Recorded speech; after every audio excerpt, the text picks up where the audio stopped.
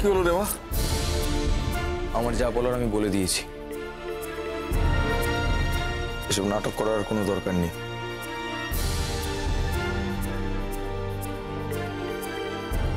যেদিন প্রমাণ করতে পারবে যে তুমি দোষী নও, সেদিন আবার তোমার সঙ্গে আমার দেখা হবে।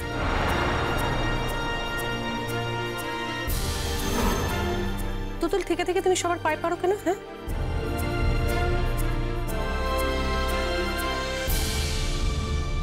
কেন পায়ে পড়ো সবার?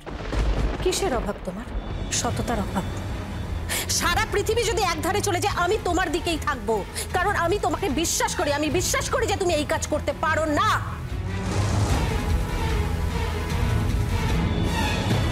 বিশ্বাস করেন না? আপনি বিশ্বাস করেন না, তাতে কি হলো? তাতে কি প্রমাণ হলো? এই যে মেয়েটাকে দেখতে পাচ্ছেন, এই মেয়েটাকে কি আজ সৎ প্রমাণ করতে পারবেন?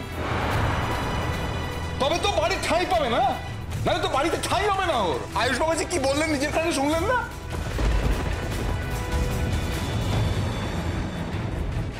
আমি কিন্তু একবারও বলিনি যে তুতুলকে এ বাড়ি ছেড়ে চলে যেতে হবে।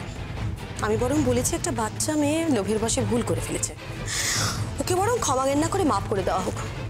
তাছাড়া গয়নাগুলো তো পাওয়াই গিয়েছে, তখন তো আর।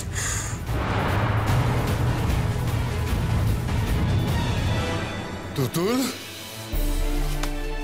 দেখি তুতুল, চলো রেডি হয়ে নাও। হ্যাঁ তুতুল, অনেক হয়েছে, এবার এবার চলো বাড়ি চলো। বাড়ি যাবে মানে? বাড়ি তো যেতেই হবে ভাই। শুনলেন না আমাদের জামাই আমাদের মেয়েকে কি বলে গেল? শুনলেন না? এরপরেও আমাদের মেয়েকে কিভাবে এখানে রেখে যাই বলুন তো?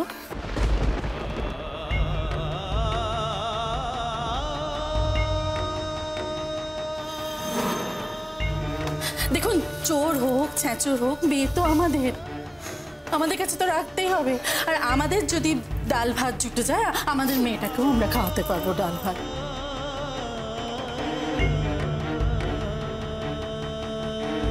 তবু মেয়ে আমাদের কাছেই থাকবে দিদি।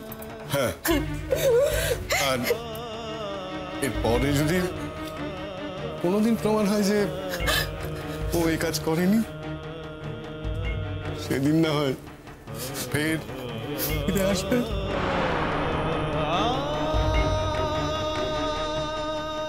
দাদা, আমি প্রমাণ করে দেবো, আপনি আমার উপর ভরসা রাখুন।